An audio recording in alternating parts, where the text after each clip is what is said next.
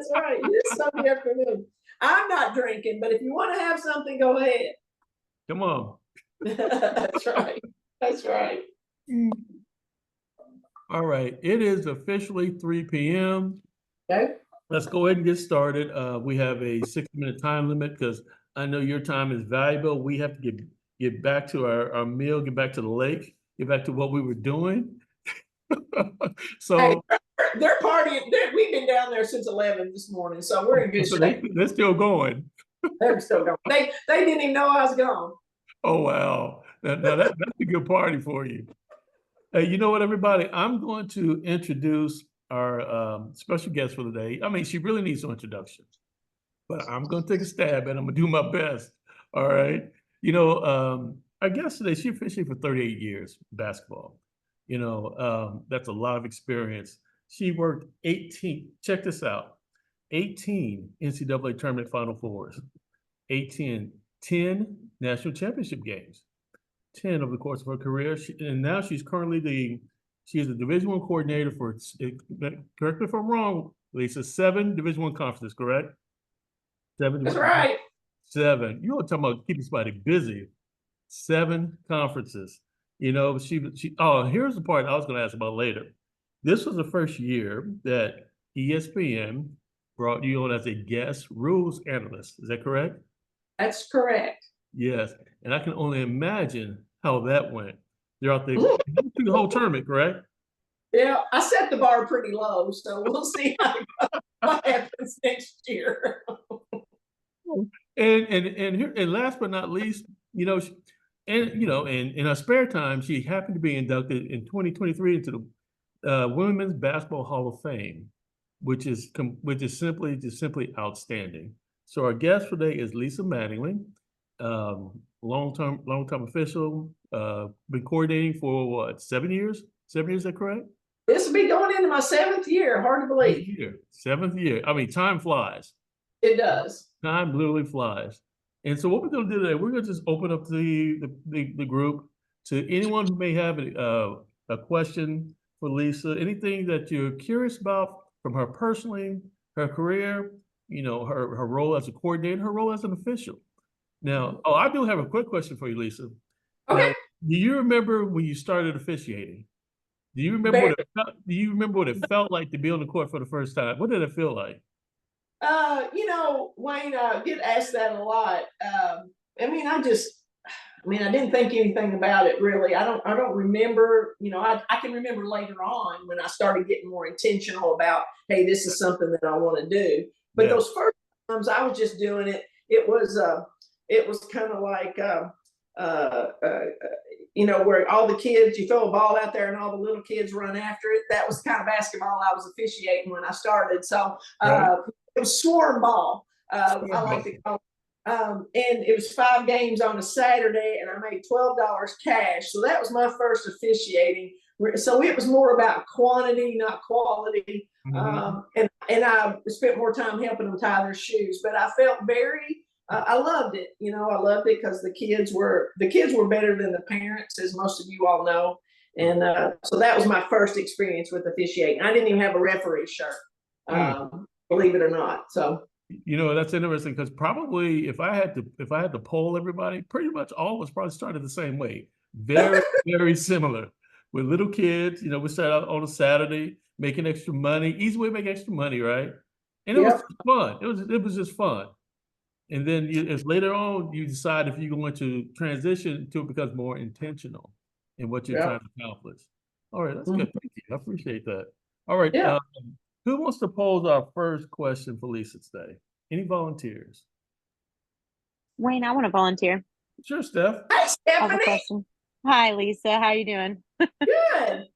I wanted to ask, when being an ESPN rules analyst this year, with that being the first year, how do you walk the line as a coordinator and being kind of a public figure in that way with people who don't maybe know as much about basketball? How do you balance all of that when trying to provide feedback in that role?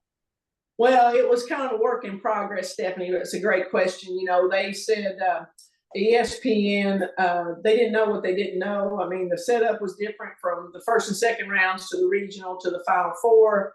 one time I was in a truck, and one time I was in ESPN studios, and they tried to put me on camera. And when I was describing, I had to look over here, but look at the camera here to be on to let everybody know. They just wanted to make what we do more understandable.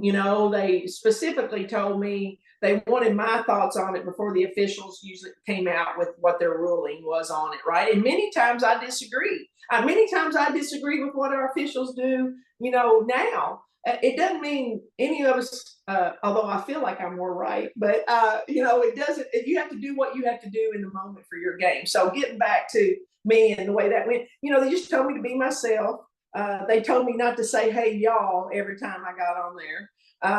And just to give my honest opinion of what I thought the play was. And, and if anybody knows me, if you know me well or at all, you know that I will shoot you straight. I'm not trying to hurt anybody's feelings, but don't ask me if you don't want to know, right? But you can do it in a way that people, I'm not trying to say you're terrible and you're the worst thing ever. I understand how it is to be on the court and in your shoes. And I understand that sometimes the look that I'm getting, which is great in high def, is not what you're looking at. So I was trying to kind of bridge that gap between the casual fans, between even the ESPN people. It's amazing what a truckload of ESPN analysts think, or people think, that are in there when they're a UConn fan or they're a fan of one of the teams and it doesn't go their way, right? Trying to explain it to them. So I just tried to be, fair and shoot it right down the middle and give the rule why I believed it to be what it was. And it was always had to be by rule. And sometimes if I couldn't get a good look at something, I'd be like, well, hey, the official was right there. But we had a call play in the regional tournament where we called a violation on a throw-in violation because she said that the player moved. Well, we know there's no such thing as a travel out of bounds. It's just a violation. But I would argue that it wasn't a violation at all, right? So some of my comments didn't make it on TV. They'd go, we're ready with Lisa, but just trying to be honest. And that's the way I do all my jobs, whether I was on the court and a coach asked me about that play, or whether as a coordinator, as a partner, I just try to always be honest. And, I've learned to temper my tone and my delivery over the years. So anyway, I don't know if ESPN will ask me back, but if they do, I'll be better at it next year, I promise. Along the same lines, Lisa, were there any situations or plays you were asked to interpret that were more difficult than others? Yeah, there are some, like, I don't know if you all remember the LSU Middle Tennessee game where we had, it had to do with an elbow by one of the LSU players and how it came around. And sometimes it's a natural move and sometimes it's, it's a little more force. It's got, we look up for wind up, impact, and follow through.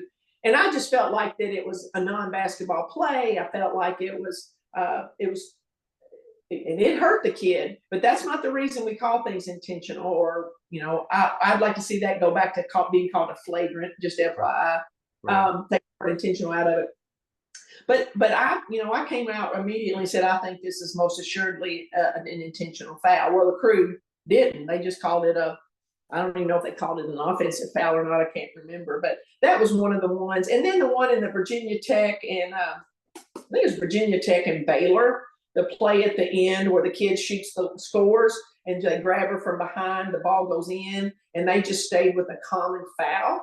On that, that was hard for me to watch that they did not upgrade that, because by rule, no matter if they scored the basket, it took away, the attempt was to try to take away an obvious scoring advantage. So that one was a little hard to do. But there was a play, I don't know if you all saw the Oregon State. I'm sorry, this was not a one-headed answer. But in one of the Oregon State games, I think it was in the regional when they were playing, they might have been playing South Carolina, I can't remember. But we had a couple of not so good calls on the Beers kid for Oregon State. And so there was a play that we called on her that was not, it was just not a foul, period. And so I had to comment on that one. And I had to say, from this angle, it does not look like there was any contact. And I said, but the officials on the baseline side, I got chastised for that a little bit because I was supposed to tell them what I saw, and what I saw was no foul. So that was a little, that was probably the hardest one. Right. And Yep. and those could be difficult situations and interpretation. And keep in mind that what we're doing is we're observing something, like you said, we're observing something from a totally different perspective than officials may have during the game or courtside. Yeah. And also recognizing that we're sharing an opinion or a perspective on a play, knowing that we're dealing with real people, right? Exactly. And yes, no, we're dealing with real people. And did anyone after the tournament, after the games were completed, did any other officials reach out to you, like asking for clarification on their play that was reviewed? No, but we have in the SEC we have collaborative replay. So during conference play, I'm very familiar to this kind of situation of being at home watching the games and agonizingly watching the officials go to the monitor. Although I'm not able to communicate with them from home and let them know my opinions, or which I think that might be a good rule change. But so nobody reached out. We had some kind of casual discussions about things, and every one of the officials, some of those people didn't move on in some of those games as a result of a couple of those plays, not because of my comments, Right. but they did not move on, and they don't expect to. At that level, they realize that those kind of high pressure, high profile kind of plays. The other part of that is my role, my multiple role, I think, in that job was, like I said, to make us more human, try to make us more human while still describing the rule. And to say, many times I hear from coaches and commissioners and other administrators, well, Lisa, you always defend the officials. Well, no, I don't. And here's proof. Right.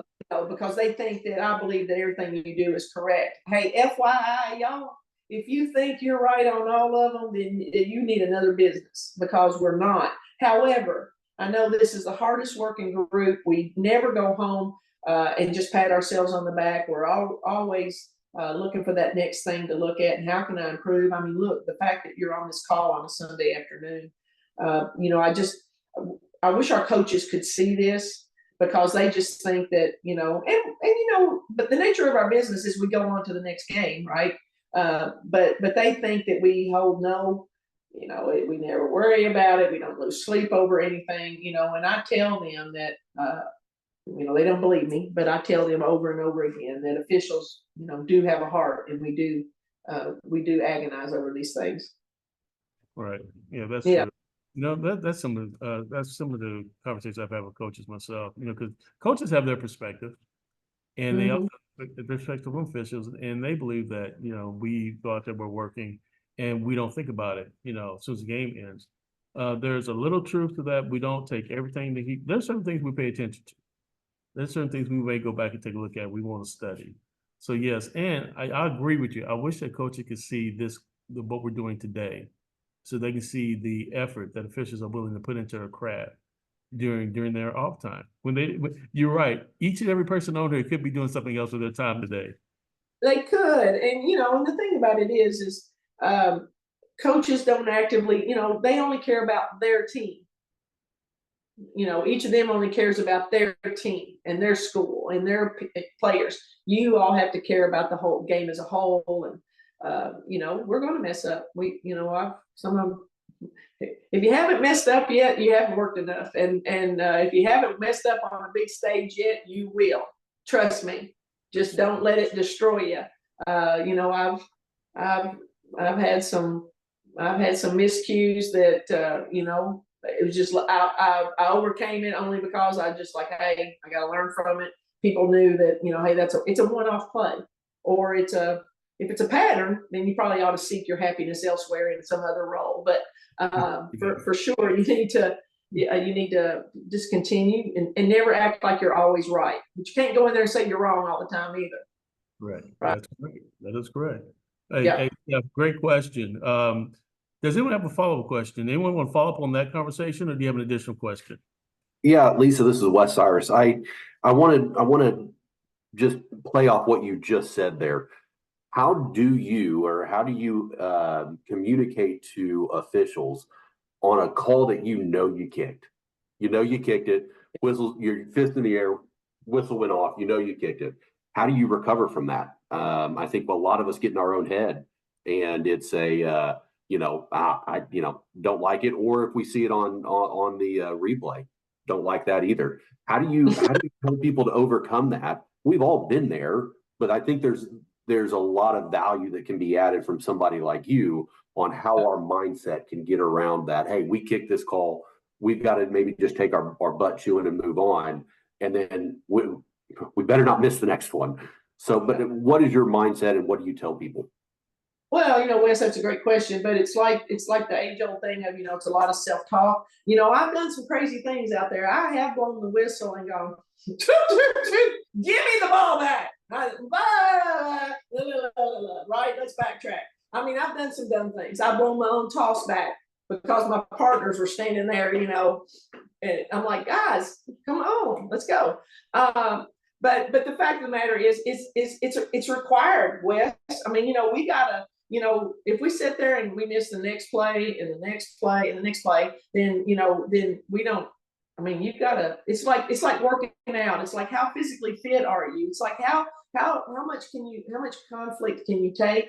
How can you pick yourself up? And a lot of times it's being very referees as a group are very hard on themselves, right? I always tell people, put the whip down. It's time to move on. And you can only sit and spin on things so long, and that comes from maybe you got a couple of good partners out there, or hey, maybe you're that partner to go over and say, hey, we're good. We're all good. We're good. Or if the coach is up your rear end or what over there, sometimes you do not gain any favor by going over there or acting like you, and sometimes just being yourself. It's like me in the ESPN gig, right? Nobody ever accuses me of speaking the Queen's English, right? I mean, I got an accent. It's no mistaking where I come from and that kind of stuff. I did not cuss on air. I wanted to a few times, but the thing about it is you got to be yourself, and you got to develop that rapport. You don't have to. You don't have to be friends with coaches, but there has to be some kind of relationship built, right? And that might be, man, and coach, I can tell by the look on your face, you don't agree with that call, or coach, you're exactly right. And then sometimes it feels good to get that off your shoulders, right? To just go there and go, oh my God, that was awful, or whatever. Now, again, you got to be judicious with all that, but it is a must that you go over there and you got to move on from it. But you can't sweep it under the rug and act like it never happened, because it's going to pop out at another time. And guess what? That coach is going to call me and go, oh, that guy never acts like he misses a thing. Comes over here, stands in front of me and whatever. Now, we always have told you, don't respond to statements. Lisa Mattingly, that's not the Lisa Mattingly school of thought. Sometimes I'll even respond to a quizzical look on your face, and I'll look at you and go, what? I know you got to quit. What is it? What's going on? And sometimes I open a can of worms, because I'll say, well, what did I miss? What are you seeing? Well, you missed everything else. Well, okay, let's talk about this one. And try to redirect them. But sometimes they just want to know that you heard them. So you're going to misplace. So get that, just chalk that thing up. But, making sure that you don't miss the same play for the same reason. Hey, I didn't have a great look. Okay, that's good. Well, work harder on positioning next time. Or, hey, I didn't understand the legal guarding position rule. Oh, I'm going to know it better next time, right? So it's a lot of self-talk, Wes. And sometimes it's just like your mama used to say. Did your mom ever say, did you ever ask her why you had to do something? And she said, because I said so. Often. That's what my mom's about 5'0". I'm still afraid of her. She's 89 next month. But I'll say why, and she'll go, because I said so. And so I'm telling you, I said so. Go on, you got to get that out of your head. Talk, self-talk. Yes, yes, sir. Yes, sir. All right. Before I go to the next question, I want to remind everybody, if you have a question that you want us to ask on your behalf, put it in the chat, and then we'll share it with the group. All right. Does anyone have an additional question or follow up to that question from Wes? Come on, nothing's off the table, y'all. You got me for an hour. Hi, Lee. It's me, Faye. I have questions. Question number one is that ever since I've going to your camps, especially in the past, you always talked about location, geography. With the West expanding out east, how does that fall into play now for you? Well, yeah, and that's our A4 schools with Stanford and Cal coming to the ACC and USC, Oregon, and although Arizona's going to the Big 12 and the Big 10 folks. It honestly, for some people, it doesn't change anything. For some people, like that are working like from the ground up kind of thing, it does make a difference geographically speaking, because you're not at that level of, flying you all over the country yet, let's just say. I can remember when I was that person and I only got to go to Kentucky and Tennessee and Vandy, maybe, or some of those schools around here. And that's how it kind of started. And some of it has to do with money, Faye. So we bring, we've got some of our mid-majors and they pay way down here, right? So to me, as a realist, and I like your money, I like my money, I like the conference's money, I try to do things that make the most sense, right? But really, most of you all just want to get games. But it shouldn't hurt your pocketbook. So I'm trying to get better at assigning people that may not be in our footprint. You being one of those people. And what happens is on our spot file on our website, I say I've got a game at Arkansas State, right? Arkansas State in Jonesboro, Arkansas. And I look, and Faye Muller is 1,563 miles away. I don't know if that's accurate or not. And I go, oh, man, and that's a Tuesday. And I worry too much that Faye, got to do all this travel. Where in the hell is she going to get to Jonesboro, Arkansas? So then I look for people that are within a 3-hour drive or 4-hour drive. I'm trying to change my take on that, right? But that's the way it's been done, honestly. Now, once you get to, I'm going to say, where I was when I finished up, my resume was this, so I was flying all over the country. I really wish I was staying closer to home, to be honest. I never got a home game, and if I ever got a game at Kentucky, I was having to rush back from somewhere else just to make game time. But anyway, so that's kind of where we are with that. I'm trying to change my mindset on it, so just to get people reps, and I know that's where we are. So, and then you have to tell me, Lisa, I can't make that work. Okay, and I'll fix it. Fair enough. Mm-hmm. Question number two is, so I had a game this past year with a more veteran, established person on your staff, and it was me and another rookie. I'm just curious, in a game report, do you ever inquire or ask the crew chief to which one do they feel that is more experienced to move on to the R at all, or just even moving up in conferences or games or anything like that? I rely on certain crew chiefs. Everybody's got their peeps, right? Everybody's got their leadership team, and I'm no different. I've got we've got my assistants, Lois Holmes, Todd Burchett, and we're in the process of hiring a third one. But I have people that I trust, and if so-and-so sees you at camp, maybe it's not our camp, maybe so-and-so got to work with you in another league or whatever. And before we start making hires or moving people around, we go around the table, I make phone calls, anybody you want to advocate for. And I've got a lot of people that, at camps, they put great notes in.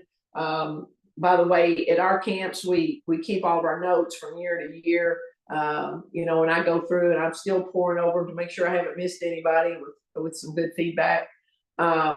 But so I do rely on them, and there's people that I hire as a result, or I move up, or I sign with. They'll go, hey, I'll work with them in a blah blah blah game.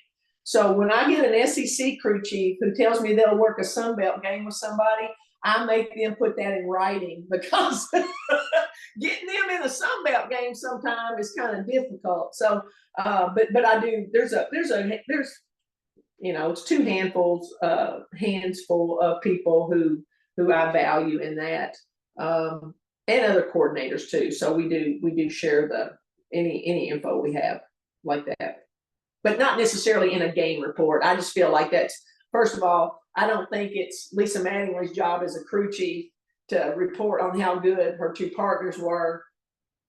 If Lisa's not one of those, you know, upper echelon kind of referees, I guess is what I'm saying. Doesn't mean that they can't have a good opinion and a strong opinion, and I value it, but I don't want them to feel like they need to comment on somebody that they are leading that night. So it's kind of, you know, I might be missing out.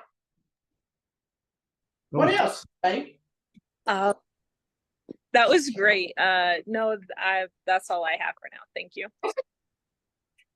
Good questions, Faye. Really good question. Hey, I'm going to get a question in real quick before we move to the next official. This is from Sharice Frazier. She texted me, and she said, can you ask Lisa, what does she require of referees who are on her staff? Oh, Lord, that's a real open-ended question. I know, right? Well, first and foremost, professionalism at all times. You know, I ask that you keep yourself in good physical conditioning. It doesn't mean you have to look like you stepped off the cover of a magazine, but you better be able to you know, accomplish our goal, which is getting to the baseline and making sure that we're making not only in position to make the call, but we're making calls.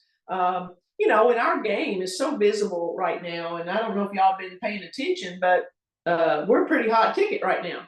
Women's basketball, the WNBA, women's college, we're a pretty hot ticket right now. 3.5 million people watch the WNBA All-Star game, so we're in a good place.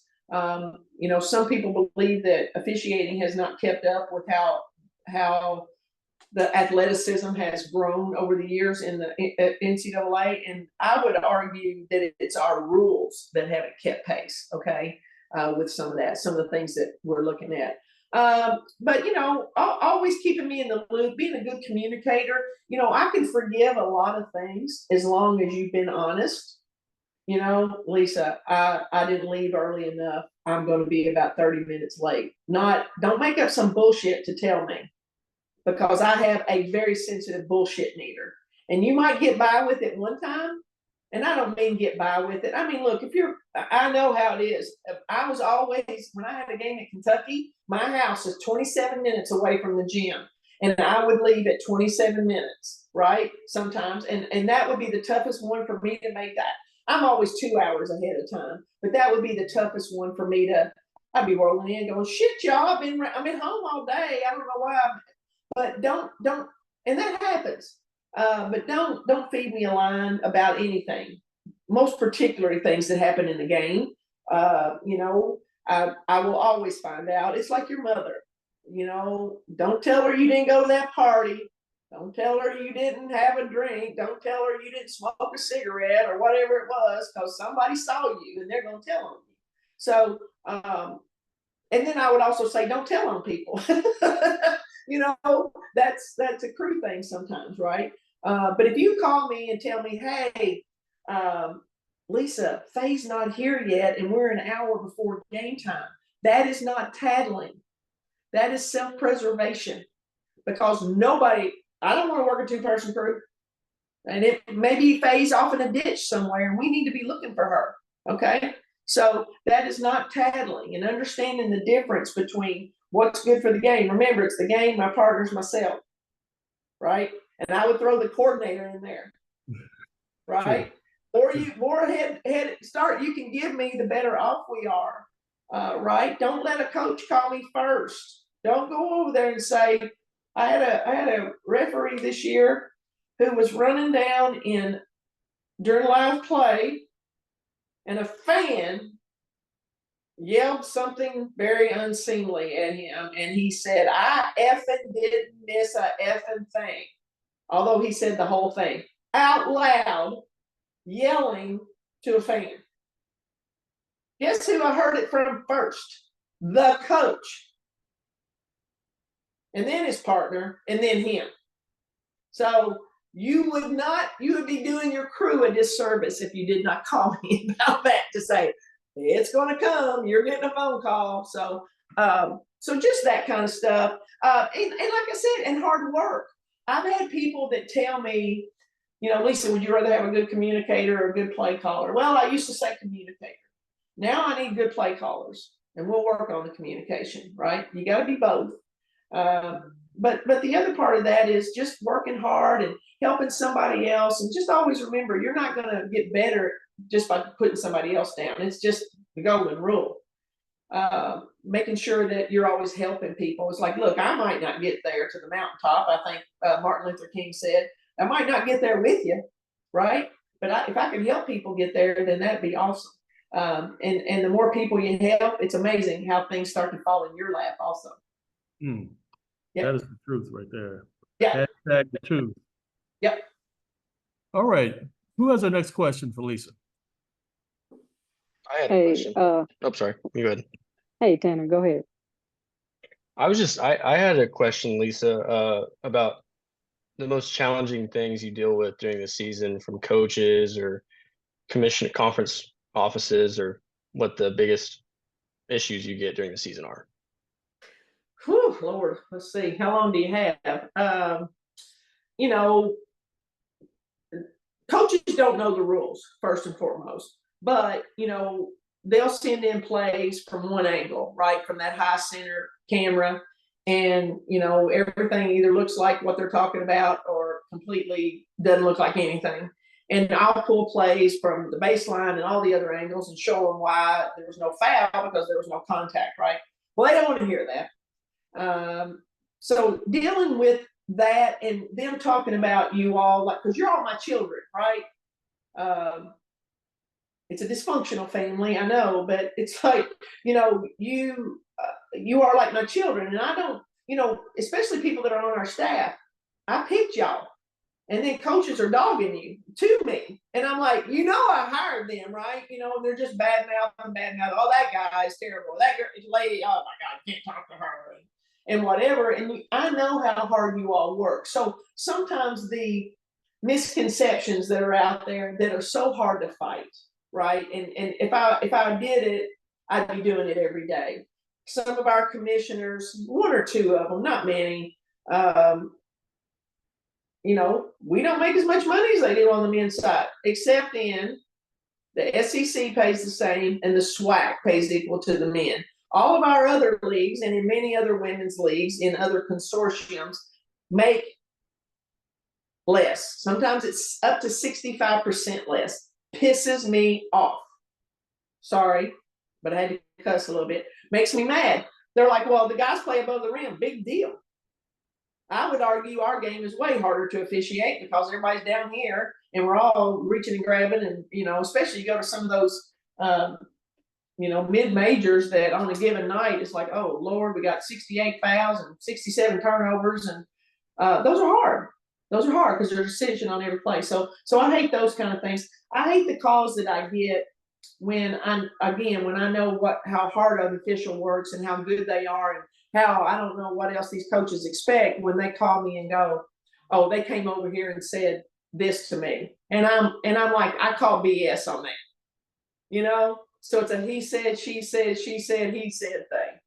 That aggravates me. I hate it when our coaches call me up last minute and go, hey, we're having a scrimmage, inter-squad scrimmage in the morning at 8 o'clock. Can you send me 3 officials? We ain't got nobody within 3 hours. No, I can't. And it was the thing I had to learn when I first took this job. I didn't say no very often. Oh yeah, sure, I can get you somebody.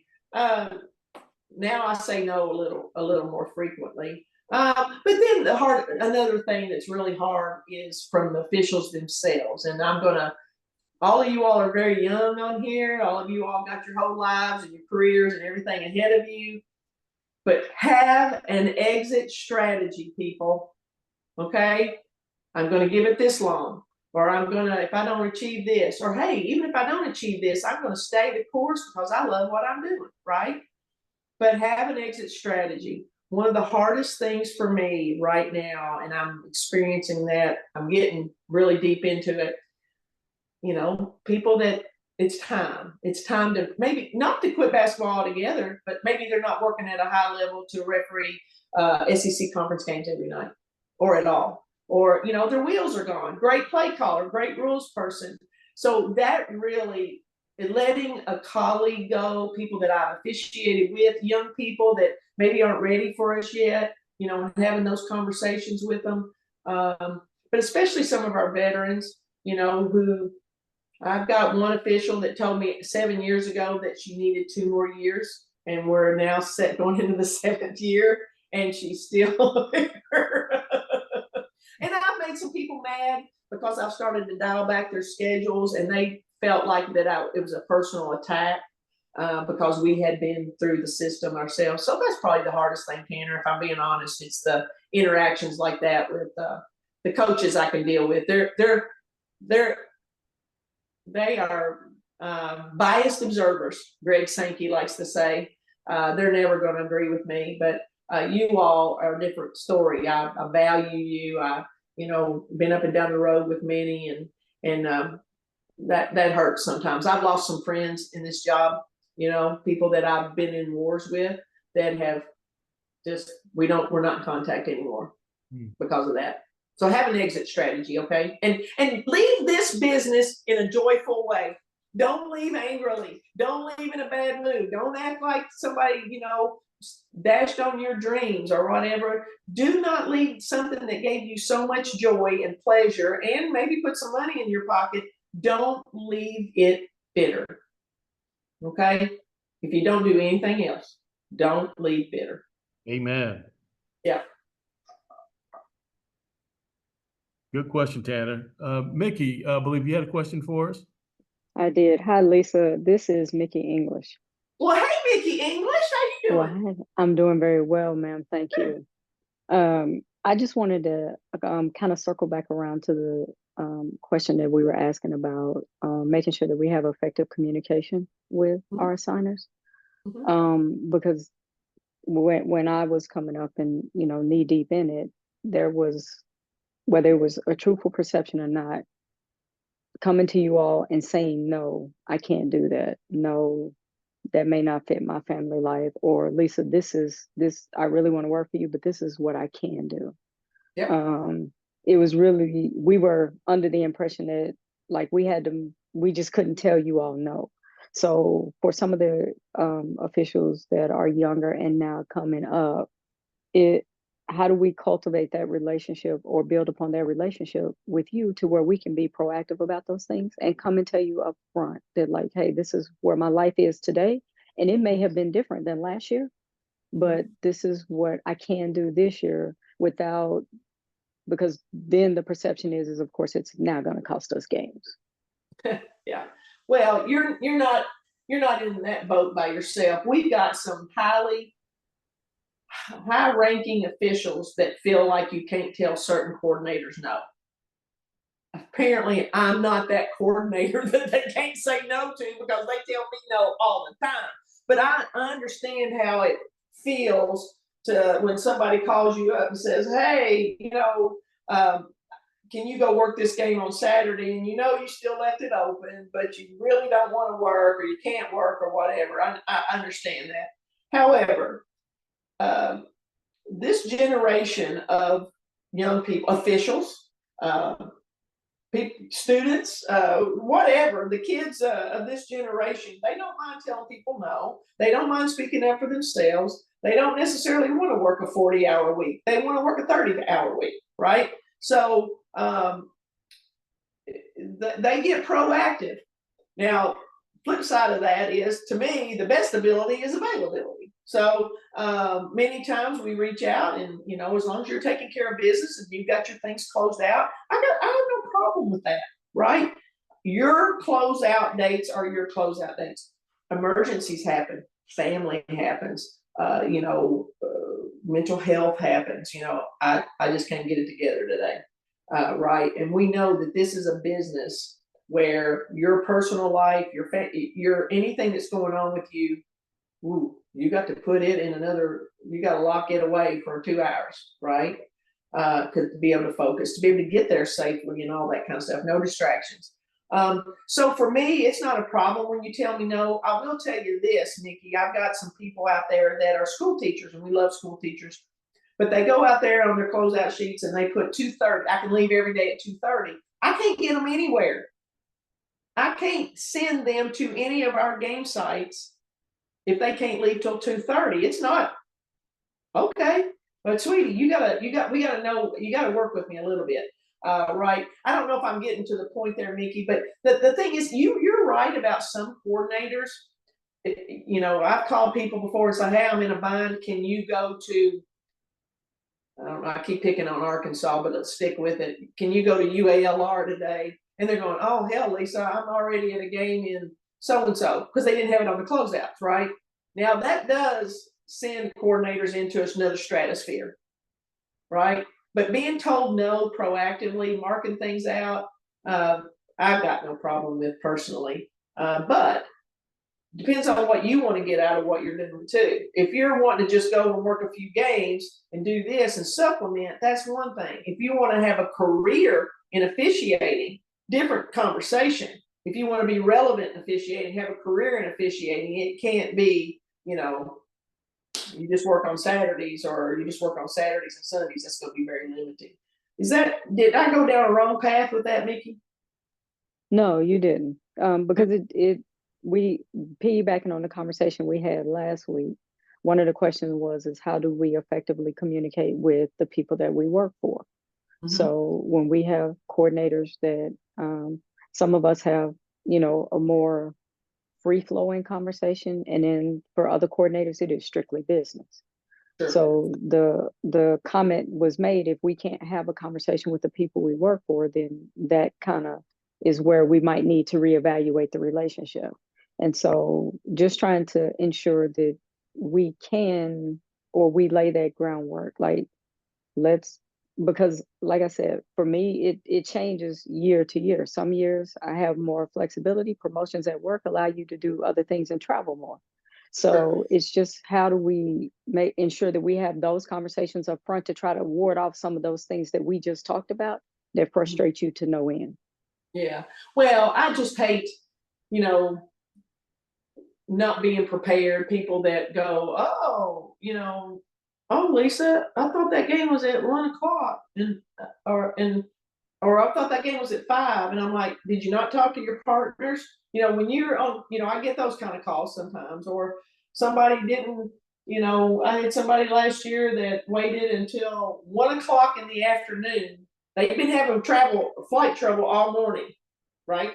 And this place they're going is not easy to get to. And they'd have travel delays all day. And finally at 1 p.m., they still weren't on their way. And they finally called. Now, this was a veteran who called me, a Final Four official, who called me and said, hey, I'm going to Missouri, and I'm still in so-and-so. But now I'm flying into Springfield, Missouri. I said, oh my God, that's 3 hours on a good day. And you're going to kill 2 or 3 deer on the way, right? So, and they hadn't called me until 1:00. And then that ties my hands of not getting the third official there. And it's Thanksgiving week, right? So if you want to send me into oblivion, don't leave me with options. That's selfish. And I've had some people that won't tell me they're having travel problems until they know I can't get anybody else there.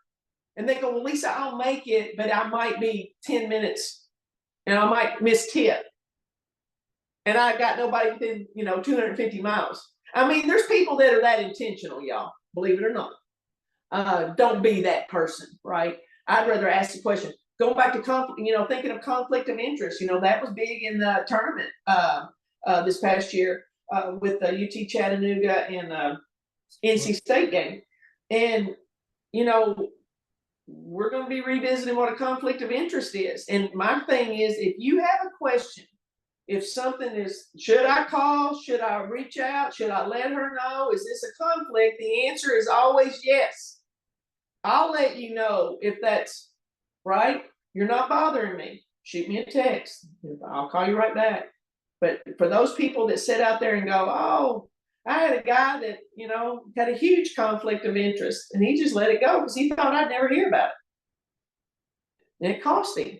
So when I find out after the fact, woo-wee, you know, it just means it's an integrity. It becomes an integrity issue at that point. So anyway, I digress. Sorry. Well, that was good. Really good. Becky, thank you for the question. And Lisa, all that was really insightful. And then you're right. It comes down to integrity. It comes down to just being upfront, honest. Timely and honesty will always benefit you. Always. All right. It's never out of fashion to be honest and open, and you know, too much information is better than not enough. There it is. Yes, ma'am. Yep. Do we have another question for Lisa? Anyone? This is an easy crowd because Hey Lisa, Matthew Mantle here. Hey, Matt. I actually had a question kind of going back to earlier about the whole camp situation. Mhm. So like for you, looking at someone that has never been to a Division I camp, what is your take on that? What do you and your staff members, your clinicians, what do you guys look for in that situation? We love it. We love it. I have a lot of people this past summer that we were their first Division I experience, and we thrive on that kind of stuff. And we've got the staff that I invite every time is always very inviting of that. You know, and sometimes it's evident that, you know, you're not a Division I official when you get out on the court, but they'll say potential, keep an eye on, this is one to watch. I've got a lot of those out there, right? So you listen to your mentors and whatnot. If you wait till you're ready, it's like having a family. If you wait till you're ready, hell, you're gonna be way too old, right? And I wish I had started younger. I thought erroneously that anybody that wanted me to work in their league would just knock on my door, Matthew, and invite Lisa Mattingly to come work. Well, that sadly was not the way this all worked.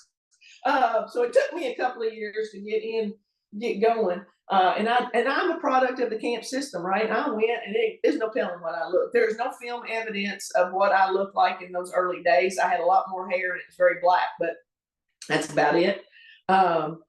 But just, you know, I always say, if you've got mentors, first and foremost, you want to have mentors. And mentors are not people you call once a year when the test comes out.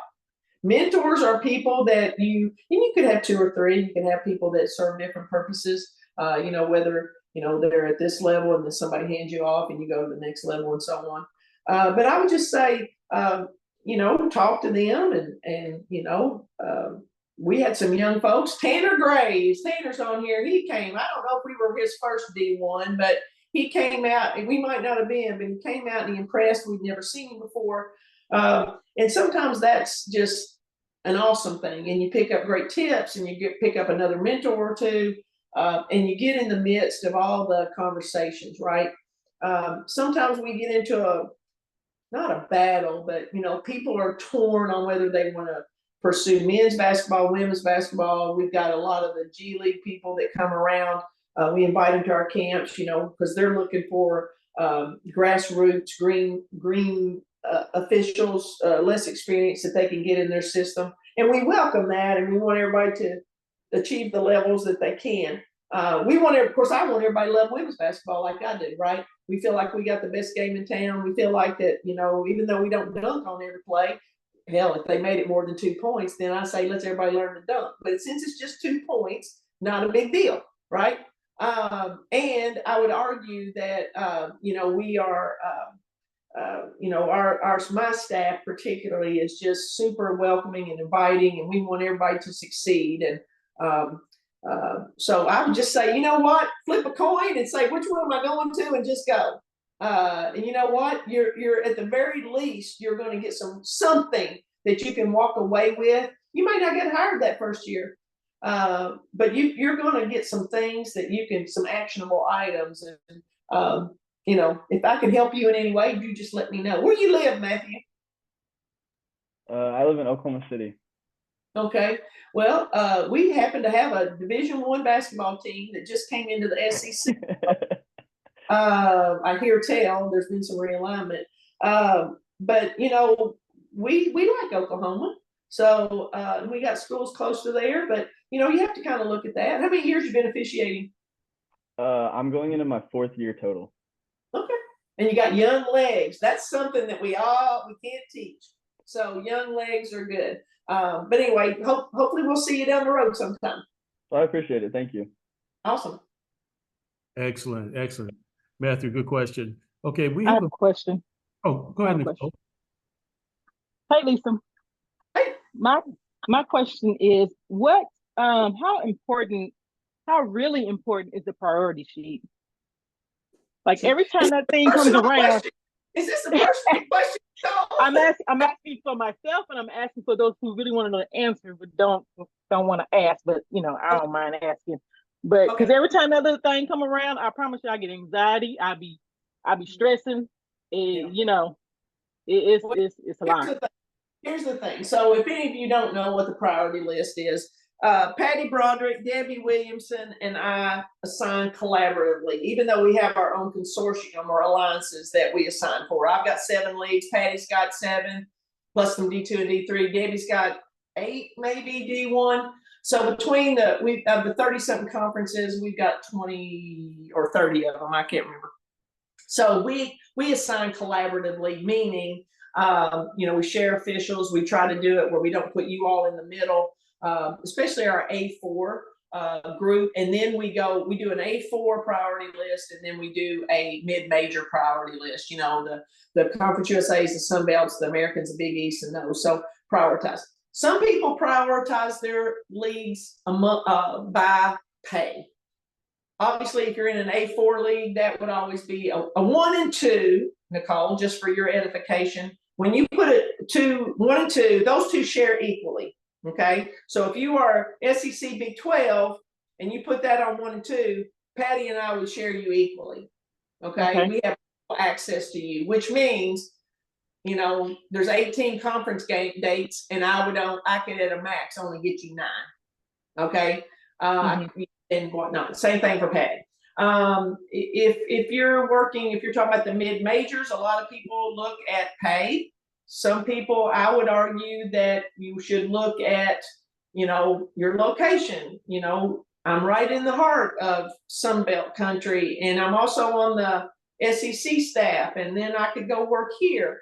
But I don't understand what finances and stuff are. But if you've got an A4 conference, how many you work for now?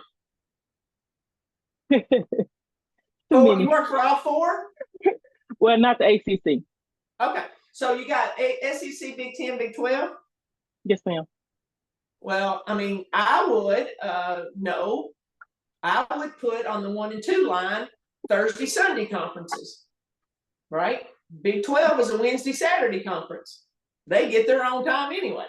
So I know that's for a different conversation, but so that would be, you know, that's my recommendation. I'm taking my supervisor hat off. And then as far as those other leagues, you know, you have to understand, like Debbie has a great deal going up and down the East Coast. You know, she's got the Big East, she's got the A10, she's got it's called the Coastal now. So a lot of those schools are within the East Coast geography. It kind of makes sense for people to prioritize those over my Sun Belt, because they would have to leave and go somewhere else and come back to the East Coast. I don't like that, but I understand it. I prefer that, you know, people put the Sun Belt as one of their top conferences if they're in an A4 that is in that same geographic footprint as well. So I won't bore everybody with all that, but you know, you have to do what's right for you, right? You have to say, this is where I live, this is where I want, or this is what I want to work, or I'm gonna follow the process. We've got some people that, you know, they may not be getting the full complement of games from me in the SEC yet, but they will. And, they have to do that. But I will tell you that if you are in 3A4 conferences that included the ACC, if you put SEC, Big Ten, ACC, the ACC would get none of your availability, mostly because we would use most of it at 1 and 2. FYI. Thank you. And you can call me if you want some other advice about that. Okay, I will. Yeah. All right, What excellent. else, y'all? How do you get in tiers? How do you get a tournament assignments? And y'all have those questions answered already? No, I like the tiered question. I never have even thought about that. Like, what do you look for moving people up? Yeah, well, when people come in new, like let's say Southland. Southland is one of our entry leagues, right? We've got several of those in our consortium, and we've only got two tiers in that. And they have some pretty strict guidelines about who can be in a tier 1 in that league. Not every league has those guidelines. The Southland wanted tier 1 to be people that had worked postseason. They wanted them to, have been in their tournament and other conference tournaments, possibly even NCAA tournaments. They wanted Final Four experience, but you're not going to get that at that pay level. Okay, that was wishful thinking on their part. But then tier 2 is everybody else. You come in, maybe you haven't worked postseason yet, but you maybe, I have very high hopes, but I've got to bring you in a tier 2. So sometimes that's how that stuff occurs. Like, let's just say the Southland. Our tier, if we get somebody that comes in with a resume, they've been working in another league, they work postseason, they worked in the NCAA tournament, and I hire them, most likely, like let's say the SEC, I just hired 8 or 10 people, and I brought in some people that came out of the Pac-12. I brought them in at tier 1 because they were tier 1 in the Pac-12. They're Final Four officials. Why wouldn't I? And then, you kind of go down from there. So that's kind of one of the ways. And then we look for people that, are growing to get into, first and foremost, have you worked conference games yet? If you work conference games, then hey, maybe you get bumped up a tier. Hey, if you start working postseason, maybe you get bumped up a tier, and that kind of stuff. So usually by the time we figure out that you need a tier level raise, you're moving on to another league. So it's sometimes it's hindsight. My hindsight is 20/20. And sometimes you look at it, and I know when I was young, hey, I'm better than Lisa Mattingly. How come I'm not working? Or hey, I'm crew chief every time I'm with Lisa in these other leagues. Always, I'm always crew chief. But she's working the SEC and the Big Ten, the Big 12, and ACC and all that. I don't understand. If I was, and I'm like, well, some of it's because, it's a trust ability. It could be foot speed. It could be geography. Sometimes just getting your foot in the door. I got my foot in the door in the SEC because I was in Lexington, Kentucky, and an official. I mean, I've been going to camp, but an official could not make it to Lexington for the Kentucky-Louisville game because of weather, and I had my stuff packed. And the coordinator official, Sharon Gaunt, called me, and she said, hey. My buddy Lois Holmes had already called me. She said, hey, they're going to call you in a minute. Tell them you're ready to go. And I hung up. And so Sharon Gaunt calls me. She said, hey, you can help us out. And I said, sure. And so I got to work my first game in the SEC was a Kentucky-Louisville game. I wasn't even in the SEC. So, you just got to be prepared. Now, I also, another opportunity, I'll tell you another story. I worked Louisville. I'm sorry, that's not right. 1996, 5, somewhere in there. I worked UConn, Tennessee, regional final, Iowa City, Iowa. I was in the SEC. I'd been in for 4 years, but I had never laid eyes on Tennessee. And I never worked a game out later than November in the SEC, right? Now, I was working in other leagues and whatnot, but I was the U2 on that game. And, I walked out there. I did act like I owned the place. I didn't think anything of it. There's probably, I don't know. It was Shamiqua Holtzclaw senior year. Tennessee had lost 9 games that year, and they upset UConn. And I was on the game. So I walk out there. UConn gets upset. I don't think anything of it. I'm at the airport the next morning, and the observer comes up to me and says, "Oh my God, you didn't bump your head. You did a great job." Holly Warlick, who was the assistant at Tennessee, comes up to me, to this person, and says, "Who is that woman that was on our game?" And her name's Lisa Mattingly, and she's in the SEC. And she goes, "Well, how come we haven't seen her?" Well, there's all kinds of factors. First, they don't think maybe she's not mature enough, or blah, blah, blah. Well, I thought, oh, well, I'm in. I'm going to see Tennessee every night now. It was 4 more years before I ever refereed Tennessee that wasn't in the tournament. However, it was the opportunity that I needed to show that I could do the game. And, my career kind of took off. But that's how things kind of happened for me. And that's wonderful. And there's some officials that have similar experiences also. You never know where your opportunity is going to arrive. You never know. Right. You never know. Don't. The key is to be ready for it when it does. Hey, That's- first of all, be available. Be available, and then be ready for it. I made a promise to Lisa before we started. I said, "Hey, I'm trying to limit my best to limit this to 60 minutes." Yeah. We're running at 4 o'clock. Before we break, I'm gonna do something different before we close. Lisa, do you have a question for the group that you would like to ask? Yeah. Why do you officiate? Great question. Why do you officiate? What brought you to it? Why do you stay with it? Well, this is Nicole, and I officiate because this is the closest I can get to the game other than playing the game. And it's so much easier than coaching. That it is. That it is. So I'll answer that as well. So this is Mickey. Adding to Nicole's, that it's the closest I could get to playing. It also afforded me the opportunity to put my children through school. Awesome. That's a great reason. This is Faye. The reason why I officiate there's multiple factors. I like to give back to the game, played, coached, and it's the number one thing that I could be close to perfect, but imperfect at. Yep. We are perfectly imperfect, that's for sure.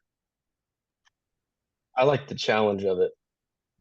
Just trying to get better every time. And then my grandmas were very involved in women's basketball, and they have a friend that was a referee back in the day. Mm-hmm. So, yeah. Awesome. I'm going to piggyback what Faye said, and this is Clarissa. And the game has just given me so much over the course of my lifetime, from playing to my coaching days and now officiating. I want to give back to the game that has given me so much over the course of my lifetime. So, very worthwhile reason. Hey, Lisa, this is TC. Hey, TC. How are you? Reason I'm doing refereeing, I think it's my passion. It's kind of hard to explain, but when I start doing it, even like just having fun to first with, for those little kids game to high school to whatever, just like I'm having fun. Then it hit to more like a challenge. And I believe that officiating is like a life. So being on the court for 40 minutes, it's like it's showing for like my weakness, not being an official, as an official, like me as a person, or them strengths as well. So it's kind of like a fun, but it's just so much challenging, just like a part of my life. It's just so hard to like eliminate it no matter what happened. It's just like I love just doing it. It just so I don't know, just like I'm addicted. That's what I hear most people say. I got hooked. I got hooked. Well, I started out officiating because I needed to make some extra money, right? And like I said, it was $12 on a Saturday for 5 games. And it came in very, very handy. And then what's that saying? Find something you love to do so much you do it for free and do it so well they'll pay you for it. Well, that's me, big time. And I don't want to interrupt, but I pulled up something here. Like everybody else, I subscribe to all these little newsletters and things. And Kobe Bryant was once asked, "What is one quality that all the great ones have?" And without hesitation, Kobe said, it's love. It's not rocket science to me. The quality that we all share is that we love what we do. I think TC said, use the word love. We absolutely love it. And it's a pure love. I mean, you go out there and you do it. And, you know, yeah, the money's great and the money's getting better, but, you know, not everybody's making, you know, able to do this full time, right? Some people are still working. I have to remind myself sometimes that I'm so damn lucky. I haven't worked a day for the last 30 something years. You know, once I got into officiating, yeah, I never thought of it as work. It's not the fame, it's not the money, it's not even the championships. And for us, it's not even the postseason, or it's not even the accolades, or, you know, any of the awards. It's loving what we do, and we do it all the time.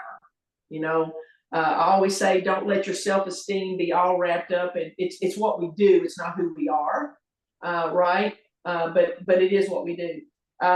We study all the time, and as a result, he said the championships will come. I say, as a result, the games, the opportunities will come. So, you know, whatever your why is, you know, go out there and, you know, do your best, trust the process. As I always tell everybody, you know, if it's for you, if it's meant for you, you'll get it. It will happen. Things happen for a reason. You know, I just want to let Wayne know I appreciate him. Of course, I remember when Wayne was that up and comer. Right. A long time ago. Yeah. Well, you know, it seems like it was just yesterday. But you know, if I can help you all, we love to help people with mentors, and even if our game's not for you, you know, we love just to see that light bulb come on, that light bulb moment, and we love bringing people into officiating that thought that it was just for the scourge of the earth out there, right? So we love it when they go, I love this. I never thought I would. So you all keep preaching the gospel out there and bring new people into the game. And you know what? I'm not worried about running out of referees. I'll put it that way. You know what? I can't think of a more perfect way to wrap this call up. Lisa, thank you so much. We really, really appreciate your effort, your time, your insightfulness, your experience, your love for the game. We really, really appreciate it. And thank you for spending time with us today on your Sunday when you were at the lake. Well, thank you all. I appreciate you all. Like I said, I love seeing the new young faces and the familiar ones out there too. But just, you know, you all stay the course. Just know that there's more people that love what you're doing than hate what you're doing, right? And you all are doing good stuff. So hang in there and be safe out there. I look forward to seeing you down the road. Excellent. Thank you, Lisa. We'll talk to you soon. Okay. Take care, y'all. Hey, thank you, everyone.